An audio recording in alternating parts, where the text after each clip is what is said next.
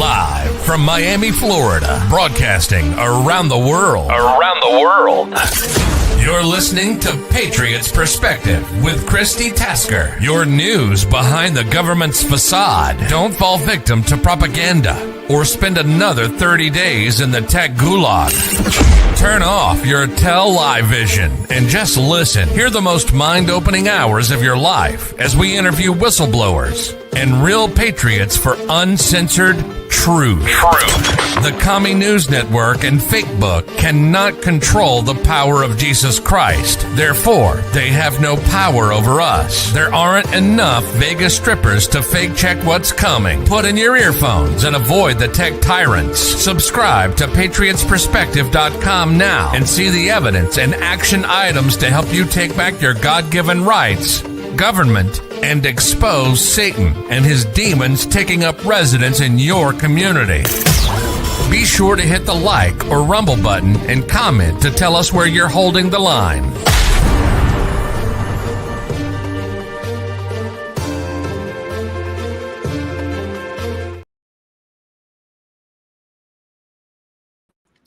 Hello, welcome back, Patriots. My name is Christi Tasker, and I am your official Patriots Perspective host. And tonight, I have got some special guests with me. I have got Veterans for America First, Mickey Shelton with me, and Mickey has brought on a very special guest we're waiting to join us by the name of Dr. Peter McCullough.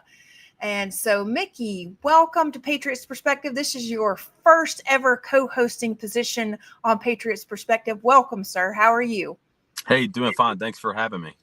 You are more than welcome. And tell everybody a little bit about yourself. Tell everybody how you and I connected. And yeah, let's talk a little bit about that while we're waiting on Dr. McCullough to come in, because we had to go live, Mickey, just so you know.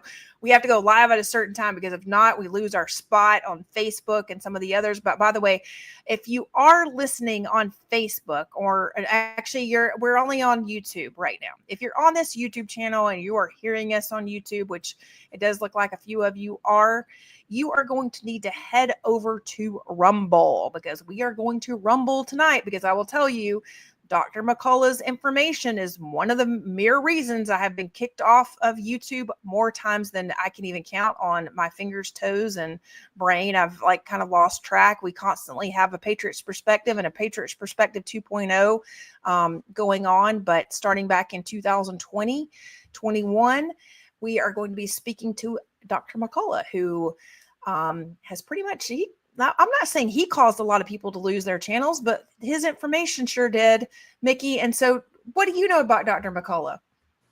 So I've actually listened to some of his videos over the past few years, and his outspokenness about the COVID vaccine and the implications. Okay, wait. We got to be real careful. We can't. We're on YouTube right now. Sorry, I should have warned you. We are on YouTube, and if you feel like you need health care advice, please contact your medical advisor. We are not giving medical information here tonight. And you know what? I'm sure there's a COVID-19 information station in your neighborhood. Yes, in your neighborhood. Please make sure that you go to those stations, because we are not here to give medical advice whatsoever, especially on YouTube. We highly recommend that you absolutely go and seek medical attention with your medical provider, Mickey. That's what we have to do. But on communist YouTube, that's what happens when we're run by the communists. We have to play with their algorithms and tell everybody we are not giving medical advice whatsoever, that you should seek medical care from your medical provider. And the WHO, which President Trump has removed the United States of America out of. However, YouTube is still relying upon the WHO, which is the World Health Organization information. That is what YouTube is still doing, Mickey. Did you know that? Yeah. And it's crazy, but I get it. So thank you for prefacing that. But I actually had met him for the first time in person this past Friday night. So I wanted to invite him on and just have a conversation surrounding that. I'm happy to have him on and to have this conversation. So, Mickey, tell us while we're waiting on Dr. McCullough to come in, because we'll wait and introduce him. we'll make sure that he knows that we are live on YouTube, and then we're going to cut the feed on YouTube. So if you're seeing this on YouTube, you're going to need to head on over to Rumble. Our Rumble channel is rumble.com/Patriots Perspective. So I think you're going to need to put a C after .com. You're going to put a //C/Patriots Perspective. Sorry about that, Mickey, but tell everybody about yourself and how you got involved with Veterans for America First and what you're doing and about your service. Absolutely. So first, I'll give a disclaimer too as well. All my opinions are of my own and not of the military or the federal government. So just to get that out there. But a little bit about myself. I joined the military in 2011 in the infantry, Tennessee Army National Guard. From there, still currently serving. So I've done military service since that time, have deployed to Kuwait and among some other missions to Hungary, Romania, and also Vietnam. Apart from that, very, very involved politically. I've done a lot of jobs with several nonprofits or other organizations and currently working for the U.S. House of Representatives. Apart from that, just on the civilian side, drove some 18-wheelers and dump trucks and fixed some trailers. But also just very involved in church, and I play drums when I can in my free time for various praise teams and churches that need me to fill in. So very, very much involved. Love my community. I try to serve any way I can. So that's just a little bit about myself.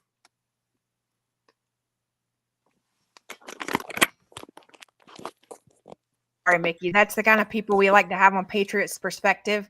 We like people who are patriots who have not only served, but have a point of view and actually still have an opinion of their own. So we appreciate that very much and appreciate the preface of your opinion. And we appreciate you being able to speak out and wanting to speak out. And like many of the patriots in our community, that we enjoy having those freedoms to speak out.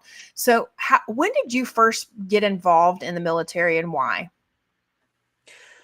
First got involved towards my senior year of high school. I wanted to join the Marines, and my buddy actually at the time didn't end up following through with it. So I took a little break, went to community college, and got a job at a CD swap shop.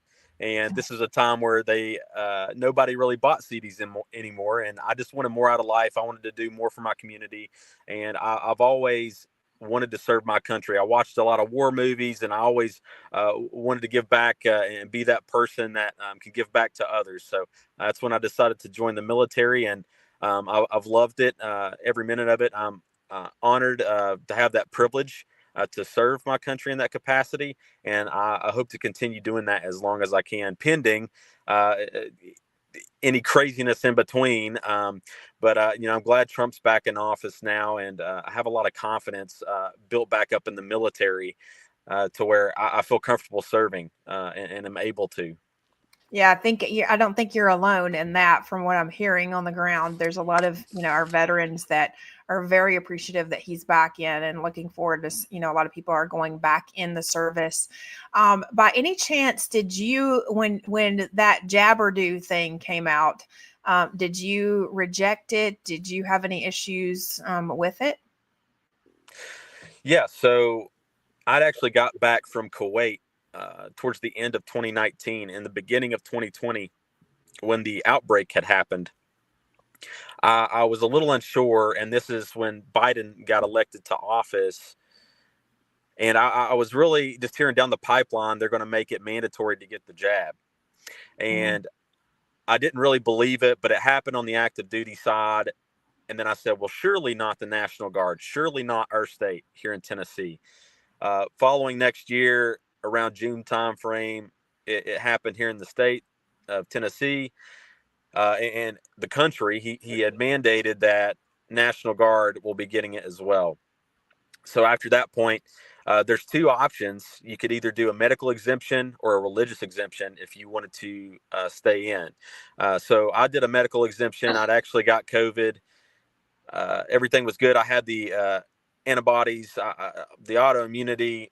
Everything was good for me, but they rejected my medical exemption. So also just based on my beliefs, I did the religious exemption, and the state had sent that up to the National Guard Bureau where it sat, and they didn't do anything with it for months and months and months. But what really angered me, and it was kind of the last straw for me, was when soldiers who didn't have any type of exemption, they would not allow them to come to drill, but they still had them on the books. So they didn't get paid. They didn't get benefits, retirement benefit points. They didn't get medical benefits because they were flagged. So all these things started happening. And I was sitting here thinking, well, what if you're a single mom in the National Guard? And now that was offsetting your rent for the month or your mortgage or your gas. And we all know during Biden's administration, gas prices were insanely high, and on top of groceries. So how do you feed your family? How do you feed your kids? So I started seeing that, and I started seeing how it was affecting other soldiers that I knew who had heart attacks, who were coughing up blood, people personally in my section getting blood clots. And, you know, I had voiced my opinion on it. And I'm all for medical freedom. If you want to take it and you believe that's a benefit to you, good, go for it. But I felt like it was experimental. It was too soon. I was seeing these issues, but I also believe if you feel like you shouldn't take it and it's at a detriment to your health, you should not take it. So that's all I was arguing for, was for medical freedom. But that was so hard to do for some odd reason. You know, you have people dying on one side and getting hurt and injured and dying on the other. So, you know, what was I left to do? I had to take it to the chain of command. It didn't work. So I took it to the governor. They blew me off. I took it and talked to all the legislators across the state. They were all on board doing a special session. I held a press conference at the Capitol steps here in Tennessee. You know, walked a letter, a draft of a request to the governor, which he again was not there. Me and the governor went back and forth on the radio, not directly mentioning my name at all, but he would refute everything I was saying. But eventually, after talking to some of the federally elected officials, Senator Blackburn, some of the other congressmen and women, eventually I got that into their ear and with their staff. And eventually Marsha Blackburn, through the National Defense Authorization Act in 2022 of December, had got that repealed, the mandate. So it was a huge win. We were able to come back to drill again, those who didn't have exemptions. And it was a good success, I think. And it was a little too late, too little too late. There's still people that's affected by it. But, you know, I'm glad that she was able to do that, because it helped with recruitment and it helped with retention during a time where we look across seas right now, all these bad state actors, whether it's Russia or Hamas or North Korea or China, one of our biggest adversaries right now. We were depleting our military. It was almost like a Patriot purge. And we were all upset over some other DEI programs and classes and presentations, and then an extremism policy stand down class we had to have after January 6th. So, the jab was the last stand for me. I said I couldn't take it anymore. I have to be vocal. Mm-hmm. Right. Because I mean, it's like kind of crazy if we think about it, like the DEI and all of the protocols changing, like all of a sudden it's like, are you telling me that this wasn't a pre-planned pandemic? And saying that just so we don't get any more strikes, because one more strike, this channel with a measly 1,000 followers, every time we get about 1,000 followers, they start taking the communists at YouTube start taking at liberty to remove us for just about anything. We're going to strike. And so if you're hearing this, you're going to need to come on over to Rumble. We posted the link in the live chat for you so that you can come on over to Rumble. It'll also be in the comments if you're hearing this, but we're going to continue the conversation on Rumble because I'm going to cut the feed on YouTube right now. Yes, we're cutting the feed on YouTube. There we go.